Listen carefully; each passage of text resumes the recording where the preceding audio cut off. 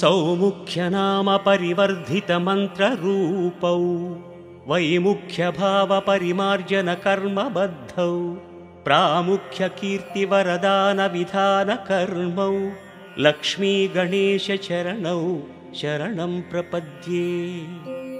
श्रेष्ठैकदन्तगजरूपनिजानुभाव्यौ गोष्ठीप्रपञ्चितपुनीतकथाप्रसङ्गौ प्रोष्ठप्रदायकसमुन्नतभद्ररूपौ लक्ष्मीगणेशचरणौ शरणं प्रपद्ये।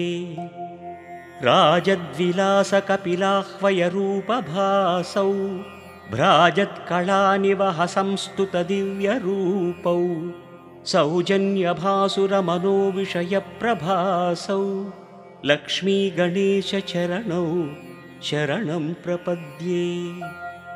विभ्राजदात्मगजकर्णिकया सुवेद्यौ शुभ्रांशुसौम्यरुचिरौ शुभचिन्तनीयौ अभ्रङ्कषात्ममहिमौ महनीयवर्णौ लक्ष्मीगणेशचरणौ शरणं प्रपद्ये।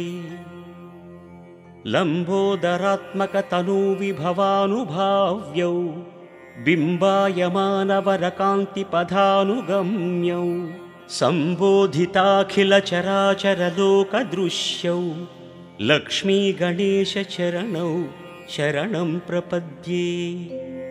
दुष्टासुरेषु विकटीकृतनैजरूपौ शिष्टानुरनचणौ शिखरायमाणौ सृष्टिस्थितिप्रलयकारणकार्यमग्नौ लक्ष्मीगणेशचरणौ शरणं प्रपद्ये। निर्विघ्नराजितपथौ नियमैकवेद्यौ गर्वापनेयचरितौ गणराड्विनोदौ सर्वोन्नतौ सकलपालनकर्मशीलौ लक्ष्मीगणेशचरणौ शरणं प्रपद्ये।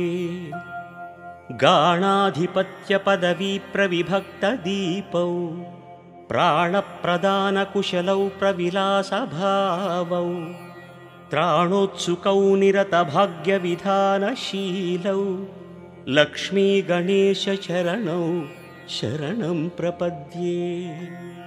प्रग्धूमकेतुवरनामविराजमानौ स्वाधीनकर्मकुशलौ समभावभाव्यौ बाधानिवारणचरणौ भवबन्धनाशौ लक्ष्मीगणेशचरणौ शरणं प्रपद्ये। ईशौ गणाधिपतिदिव्यपथानुगम्यौ राशीकृतात्मगुणभाग्यविवर्धमानौ आशान्तदीप्तिविभवौ सुकृतात्मदृश्यौ लक्ष्मीगणेशचरणौ शरणं प्रपद्ये। मौळीन्दुकान्तिविशदीकृततत्त्वभासौ केळीविलासरुचिरौ कमनीयशोभौ व्यालोलभक्तिरमणौ वरदा